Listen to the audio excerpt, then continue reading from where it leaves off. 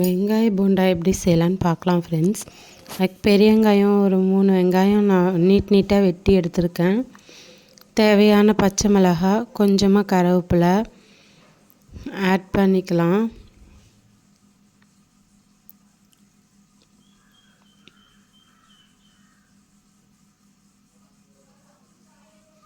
அப்புறம் கடலை மாவு எவ்வளோ தேவையோ அதுக்கேற்ற மாதிரி கடலை மாவு, அப்புறம் அரிசி மாவு கொஞ்சம், ரெண்டும் சேர்த்துக்கலாம்.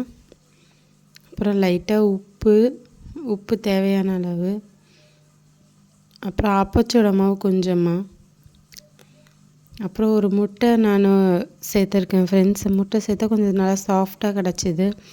கரம் மசாலா வாசனைக்கு போடணுன்னா போட்டுக்கலாம். எல்லாம் மிளகாத்தூள் ஆட் பண்ணிக்கலாம் ஃப்ரெண்ட்ஸ். தண்ணி லைட்டாக மட்டும் தெளித்து அது நல்லா பிசைஞ்சு ஒரு 1/2 ஹவர் ஊற வச்சேன்.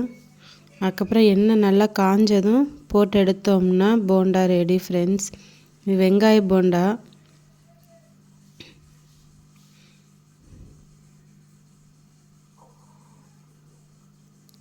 நல்லா சூப்பராக இருந்தது ஃப்ரெண்ட்ஸ். குட்டீஸ் நல்லா விரும்பி சாப்பிட்டாங்க. நீங்களும் ட்ரை பண்ணி பார்த்துட்டு எப்படி இருக்குன்னு கமெண்டில் சொல்லுங்கள் ஃப்ரெண்ட்ஸ். தேங்க்ஸ் ஃபார் வாட்சிங். Thank you friends. சப்போர்ட் பண்ணுங்கள் என் சேனலுக்கு. Thank you friends.